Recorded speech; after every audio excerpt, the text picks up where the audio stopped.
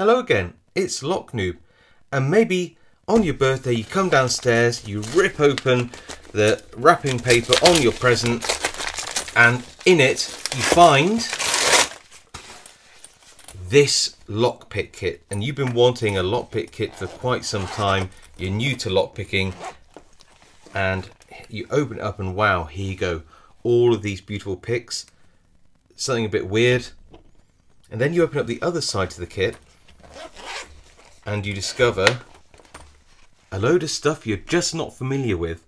In fact, it could be that you're an intermediate picker and you have this kit and you've just been too afraid to ask what these things are and what they're for. I'm making this video because it's really common for people to get this 24-piece kit, also known as the GOSO kit, as one of their first lockpick sets. Mostly because it's a stone cold bargain. You can get this for around £10, $10, maybe even cheaper if you hunt. Now, what I want to do is just explore what is this kit for and what are the weird things inside. So, first up, let's explore the hooks. This is probably the reason why you bought the kit in the first place, is the range of hooks inside and the fact that you get 24 things in the kit. So these hooks are numbered.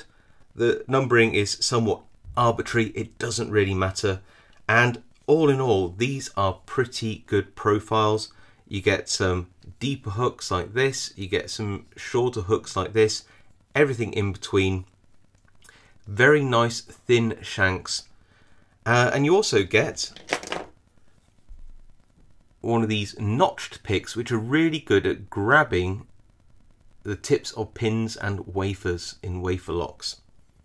Now these picks do come in at quite a large 32 thousandths of an inch, which is quite a bit thicker than your standard picks, which tend to even out around 25 thousandths of an inch. That means you're going to struggle in some of the tighter European keyways.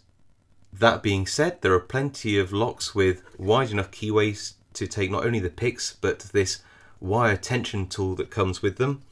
I'm actually quite a fan of this wire tension tool because it's incredibly strong, although it doesn't fit in all keyways.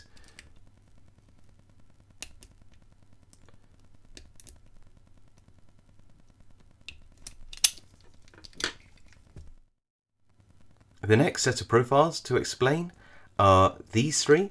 So we have a very slim, shallow half diamond, probably okay in very small keyways. Other than that, largely a bit useless. Then we have a half snowman. This is not a bad little rake in a number of locks.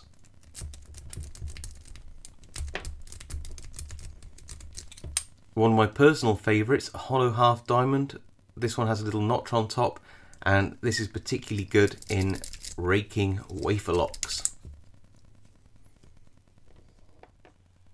Then we move on to this oddity. Seems to come in nearly all of the cheaper Chinese kits. What is it? Well, it's arguably a dimple lock rake. The only thing is that you would need to find a dimple lock with a wide enough keyway to get this in, and then it has to sort of semi-match the bitting, and I reckon you probably only find about 1 in 1,000 dimple locks where this might actually work on. So yeah. So now we come to the second part of the kit with all the oddities in. Every time I show this kit on my channel, I always get questions about what these things are. I actually believe that a lot of pickers have never even used this side of the kit, and you may never need to, but let's demystify this. So first, let's have a look at these 5 profiles. What on earth are they? Well, do you know what? These are for picking Wafer Locks. In fact, I think this whole side of the kit is designed for picking automotive locks. So car door locks and that sort of thing. In fact, this tension tool here, and it is a tension tool, also known as a Y wrench, is designed specifically to open the shutters, the dust covers on Wafer Locks, just like you get in car doors. So what is a wafer lock?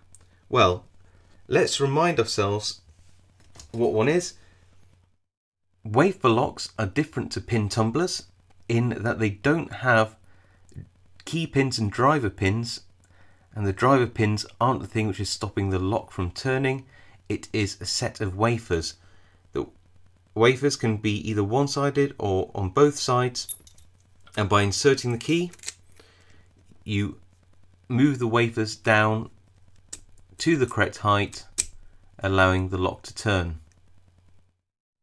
So these wafer lock picks have double-sided profiles, and that allows you to either pick both sides of the lock at the same time, pushing the wafers up on either side of the lock, or indeed where you have a different profile you could pick a single-sided wafer lock and you can turn it over in the lock to pick either side. Let's have a look at them in action.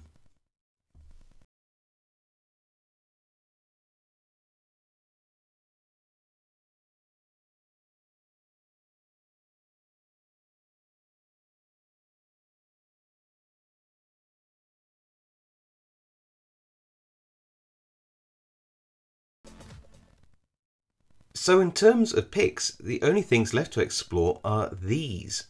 What are they? Well, they are actually rakes.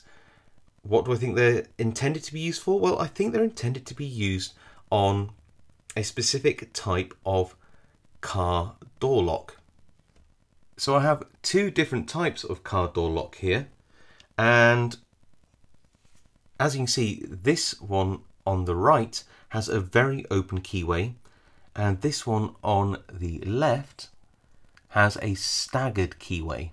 Now that staggered keyway might mean that you struggle to get one of the double-sided wafer picks in to pick the wafers. So what you could do instead is tension it and then use one of the wafer rakes to go up and pick one of the sides and then the other side. And it works pretty well in that situation. So don't be fooled into thinking that these are just for car door wafer locks, however. Frankly, these are particularly useful picks in my opinion. Why? Well, the shank height is so slim that you can actually fit these into a number of different types of locks.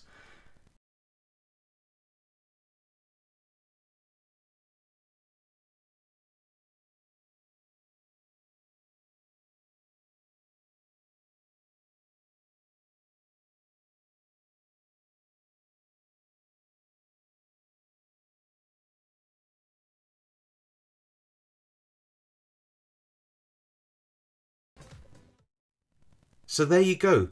Hopefully that's given you an insight into some of these weirder looking profiles and maybe even answered some of the questions that you had.